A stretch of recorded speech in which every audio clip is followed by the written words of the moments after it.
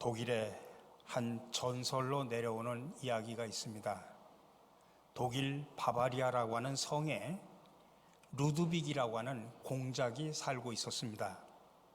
그는 모든 백성들이 두려워하는 아주 포악한 공작이었습니다. 아내를 멸시하고 자녀들을 학대하고 부하들을 괴롭히곤 했습니다. 근데 어느 날 산에 사냥을 갔다가 우연히 숲속에 있는 한 작은 예배당에 들어갔습니다. 그는 제단 앞에서 오랜만에 기도를 했습니다. 근데 갑자기 예배당 벽에 무슨 글씨가 보이는 것입니다. 아주 순식간에 보였다가 사라졌기에 앞에 부분만 기억이 났습니다. 인쓰리라고 하는 그 문구만 봤습니다. 3일인지 3달인지 하여튼 인쓰리라고 하는 그 단어로 시작하는 문장이었습니다. 그동안 죄를 많이 지었던 공작은 자기 나름대로 3일 만에 하나님 앞에 내가 서게 되는구나 그렇게 생각을 했습니다. 그리고 집에 가서 3일 동안 아내에게, 자녀들에게, 부하들에게 전과는 다르게 아주 잘 대해줬습니다. 하나님의 심판대 앞에서 그래도 할 말은 있어야 되기 때문입니다. 3일째 되는 밤에 그는 높은 탑 위로 올라갔습니다. 이제는 곧 죽어서 하나님 앞에, 하나님의 심판대 앞에 설 자신을 생각합니다. 근데 그날 밤 아무런 일도 생기지를 않았습니다. 다음 날 아침 루드빅 공작은 다시 생각을 합니다. 그러면 그게 3일이 아니고 3달인가 보다. 석 달 만에 내가 하나님의 심판대 앞에 서는구나. 그래서 그 남은 석 달 동안 열심히 살아갑니다. 가족을 위해서, 부하들을 위해서 삽니다. 그동안 자기 때문에 상처를 받았던 가족과 부하들이 점점 내적 치유를 맛보게 됩니다. 이제 석 달이 되는 마지막 밤에 그는 또다시 탑 위로 올라갔습니다. 잠시 후 자신은 죽어서 하나님 앞에 설 것이다 라는 것을 기대하면서, 근데 그날 밤에 또 죽지 않았습니다. 근데 석 달 동안의 백성들은 공작이 회개하고 변화된 것에 너무 기뻐서 하나님께 찬송을 불렀습니다. 이제 루드빅 공작은 3일도 아니고 석 달도 아니고 그러면 3년인가 보다 그렇게 생각을 하고 3년 동안 열심히 착하게 살았습니다. 그리고 3년이 지난 후에 또다시 탑 위에 올라갔습니다. 근데 갑자기 나팔 소리가 요란하게 어디선가 울려오는 것입니다. 그것은 독일 왕실에서 사절단이 온 것입니다. 루드빅 공작을 독일의 황제로 모시기 위해서 사절단이 찾아온 것입니다. 3일, 3개월, 3년을 하나님의 심판대 앞에 설 것을 기다리면서 하루하루를 착하게 살았던 공작은 독일 전 시민에게 그의 소문이 퍼져서 드디어 3년 만에 독일의 황제가 되었다고 하는 전설의 이야기입니다. 이 이야기는 오늘 우리에게 많은 것을 생각하게 합니다. 그가 독일의 황제가 된 이유는 물론 그의 선행 때문이었으면 틀림이 없습니다. 근데 그가 그토록 선행을 할 수 있었던 이유가 무엇일까요? 가장 중요한 요소는 기다림이었습니다. 그는 예배당에서 신비스러운 체험을 한 후에 시간 안에 살게 되었습니다. 3일, 3개월, 3년이라고 하는 시간 속에서 하나님의 심판대 앞에 설 것을 기다리던 사람이었습니다. 그의 기다림이 그를 완전히 다른 사람으로 바꾸어 놓은 것입니다. 우리 사랑하는 성도 여러분, 여러분들은 어떻습니까? 여러분들도 기다림의 삶을 살고 계십니까? 아니, 무엇을 기다리고 계십니까? 사람은 누구나 다 기다림 속에 살아갑니다. 그 기다림 속에서 희망을 키워가기도 하고 그 기다림 속에서 고통을 참고 인내하면서 무엇을 기대하며 살아갑니다. 근데 누구를 기다리고 살 수 있다고 하는 것은 정말 행복한 사람입니다. 그런 기다림조차 없는 인생이라면 얼마나 삭막하고 얼마나 허전하고 얼마나 몸이 건조하겠습니까? 그런 기다림이 때로는 간장을 태우듯 온 몸을 녹아내리게도 하고 때로는 뜬 눈으로 밤을 설치게도 하지만 사람은 누구나 그래도 기다리며 기대하며 살 때 행복한 줄을 알아야 됩니다. 멀리 떠나간 남편을 기다리며 사는 아낙네를 상상해 보시기 바랍니다. 그리고 멀리 헤어져 있는 사랑하는 사람들을 그리며 사는 그런 사람들을 한번 생각해 보시기 바랍니다. 아들을 군대 보내고 아들이 휴가를 오고 건강하게 제대할 날을 기다리는 부모님들을 한번 생각을 해 보시기 바랍니다. 모두의 공통점은 바로 그 기다림 속에 살고 있다는 말입니다. 만일 저들에게서 그 기다림의 원인이 없어졌다고 상상을 해본다고 하면 얼마나 괴롭고 답답하고 쓸쓸하고 허전하겠습니까? 이렇게 인생에게서 기다림은 누구에게나 있어야 하고 또 필요한 것입니다. 그런데 안타깝게도 오늘 우리가 사는 이 시대는 스피드의 시대입니다.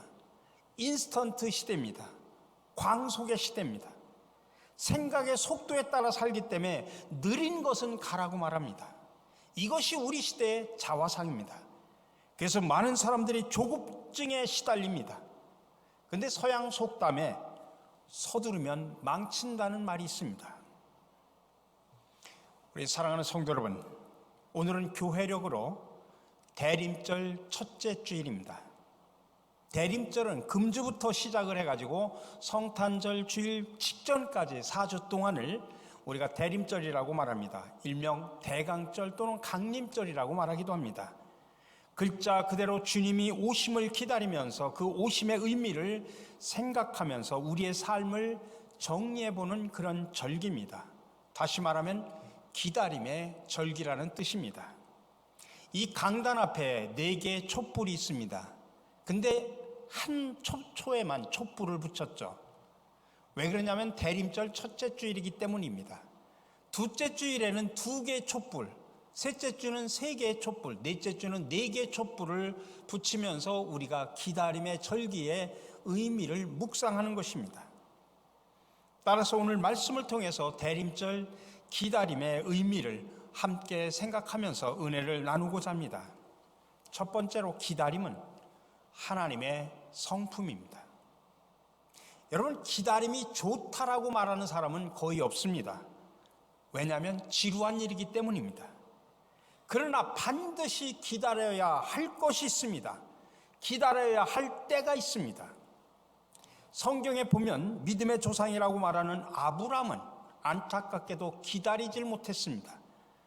하나님께서 언약의 약속을 해주셨는데 그 말씀을 기다리지 못해서 조급해가지고 하갈을 통해서 이스마엘을 낳았던 것입니다. 이스라엘 백성들은 하나님의 은혜로 출애굽을 했지만 광야에 나와서 먹을 것이 없다고 불평합니다. 애굽의 고기가 그립다고 불평하고 물이 없다고 불평합니다. 그동안 하나님의 은혜를 받았는데 그 하나님의 또 다시 주시는 은혜를 기다리지 못하고 조급증에 시달렸던 것을 광야 40년의 세월 속에서 우리는 누누이 바라보게 됩니다. 요즘 우리 사회도 심각한 병에 시달리고 있습니다.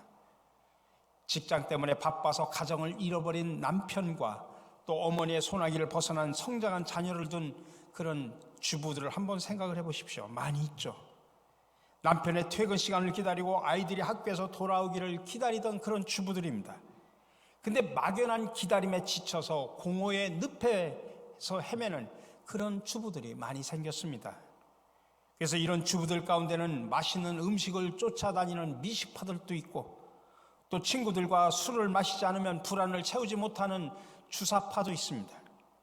종일 친구들과 조잘거려야 직성이 풀리는 참새파도 있고 가다 서다를 반복하는 고수파도 있습니다.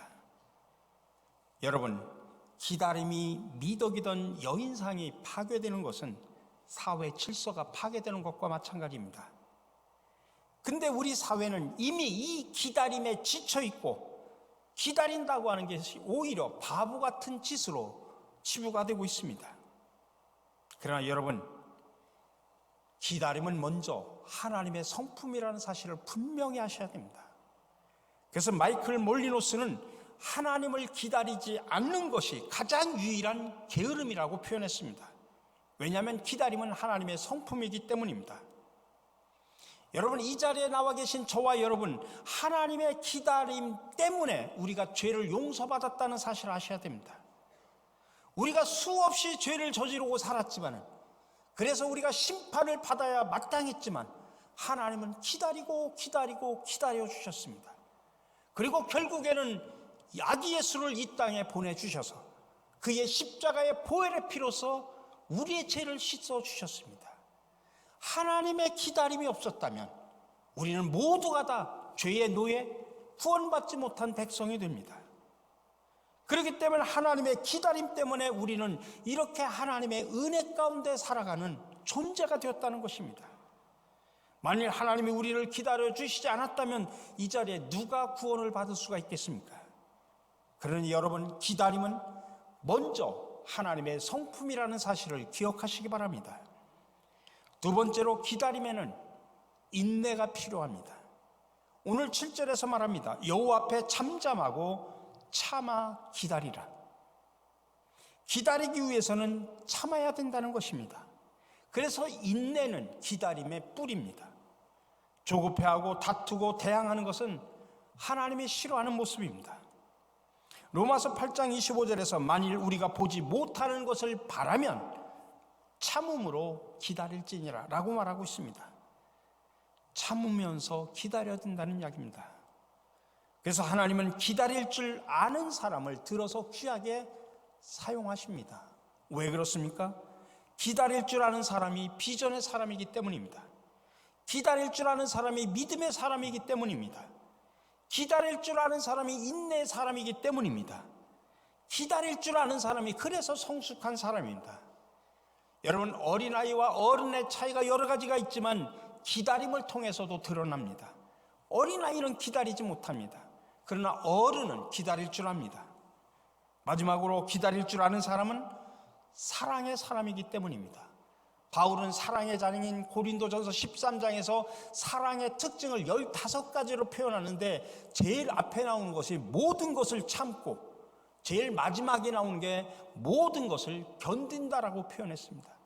사랑은 참고 견디는 것이다라는 이야기입니다. 혹시 다이아몬드 목걸이를 못 보셨나요? 분명히 어쩌녁에 그 극장에서 잃어버린 것 같아요. 자신의 신분을 밝히지 않는 한 여인이 다급한 목소리로 극장 지배인에게 전화를 합니다. 아니요, 아직은 보지 못했습니다. 그러나 최선을 다해 찾아보겠습니다. 잠깐만 전화를 끊지 말고 기다려 주십시오. 지배인은 목걸이를 찾기 위해서 극장 안으로 뛰어 들어갔습니다. 얼마 후에 지배인이 돌아와서 수화기를 들었습니다. 기뻐하십시오, 부인 찾았습니다. 그런데 전화기에는 아무런 반응이 없습니다. 여보세요, 여보세요 불렀지만은 이미 전화를 끊어버린 상태였습니다. 아무리 백방으로 수소문했지만 그 여인을 찾을 길이 없었습니다. 여러분, 오늘날 우리 많은 성도들이 이 여인과 같이 살아간다는 이야기입니다. 내가 해야 할 말을 실컷 다 합니다. 그리고는 하나님의 대답을 기다리는 데는 실패합니다. 조급해서 막 우리가 하나님 앞에 이것 달라 저것 달라고 우리가 하나님 앞에 부르짖어 기도합니다. 근데 하나님께서 준비하시고 하나님의 때를 기다리시고 하나님의 방법으로 주시려고 해서 딱 할 때 우리는 이미 기다리지 못하고 포기해버립니다. 그러므로 기다림에는 인내가 필요하다는 사실을 기억하시기 바랍니다. 마지막으로, 기다리면 형통한 일이 생긴다는 사실을 믿으시기 바랍니다. 오늘 7절에서 말합니다. 참고 기다리라. 자기 길이 형통하며 라고 표현하고 있습니다. 악한 길을 이루는 자 때문에 불평하지 말라라고 이야기합니다. 웨일즈의 시인 토마스는 의미는 기다림 속에 있다라고 말합니다. 많은 사람들은 말합니다. 기다리면 손해볼 것이다. 근데 기다려서 손해를 보는 것보다 기다리지 않아서 손해를 보는 것이 훨씬 더 많습니다. 오히려 기다리면 좋은 일, 형통한 일이 생깁니다. 다윗은 시편 40편에서 말합니다. 내가 여호와를 기다리고 기다렸더니 귀를 기울이사 나의 부르짖음을 들으셨도다. 다윗은 기다리고 기다렸다는 이야기입니다. 잠깐 기다린 것이 아니라 오랫동안 10년이 넘는 세월을 기다렸습니다. 다윗의 일생을 보십시오. 사울왕이 끊임없이 죽이려고 이 방법 저 방법으로 다윗을 죽이려고 하지 않습니까? 거기다가 또 아들이 쿠데타를 일으켜가지고 쫓겨나서 다른 나라로 갑니다. 거기서 목숨을 부지하기 위해서 미친 사람처럼 행동합니다. 얼마나 힘들고 어려운 상황을 보냅니까? 근데도 기다리고 인내하면서 하나님 앞에 울부짖었습니다. 하나님의 때가 되니 그의 울부짖음을 들어주시고 좋은 일을 만들어 주셨습니다. 왕으로 세워주셨습니다. 식물학자의 말을 빌리면 식물은 밤 어둠 속에서 가장 왕성하게 성장한다고 합니다. 물론 성장에 필요한 영양소를 만들어내는 그런 시간은 낮이지만은 줄기가 자라고 잎이 넓어지고 봉우리가 벌어지는 실제적인 세포 증식을 위해서는 어둠, 곧 밤에 정적이 필요하다고 합니다. 여러분, 우리 인생도 어둠이 필요합니다. 밤이 필요합니다. 또 정적이 필요합니다. 다시 말하면 기다림이 필요합니다. 기다린다고 하는 것은 성숙하게 자라는 방법입니다. 그래서 기다릴 줄 아는 사람이 형통하고 행복해지는 것입니다.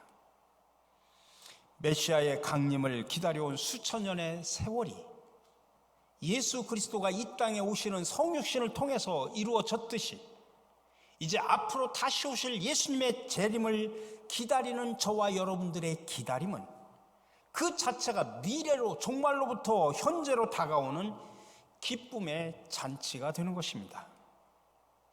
그러니 여러분, 오늘 대림절 첫째 주일을 맞이하면서 주님이 이 땅에 다시 재림의 주님으로 이 땅에 오시는 이 대림절기를 기다리면서 믿음을 가지고 성숙하게 기다릴 수 있는 지혜로운 성도들이 되시기 바랍니다.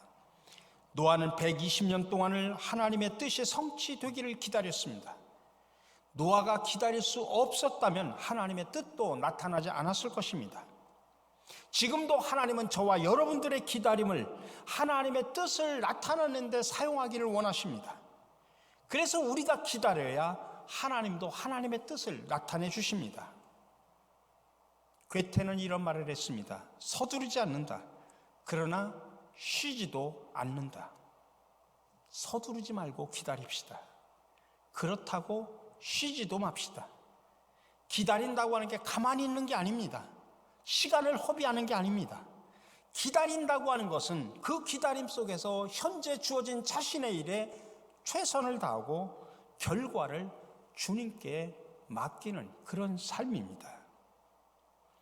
마지막으로 이혜인 수녀가 쓴 나를 기다리신 분이라고 하는 한 편의 시를 읽어드리고 말씀을 마치려고 합니다. 오늘 이상스레 역사의 시작부터 한 걸음씩 발자국을 내딛는 작은 아이의 모습이 어른거립니다. 내가 태어나기 전부터 내게 오기 위하여 희망의 노래를 속삭이며 나를 기다리신 분, 내가 알기 전부터 내게 닿기 위하여 사랑의 가슴을 열어놓고 나를 기다리신 분, 어둠 속에서 동터올 새벽을 맞이할 이 계절은 하여 나의 기다림의 때가 아니라 당신의 기다림의 시기입니다.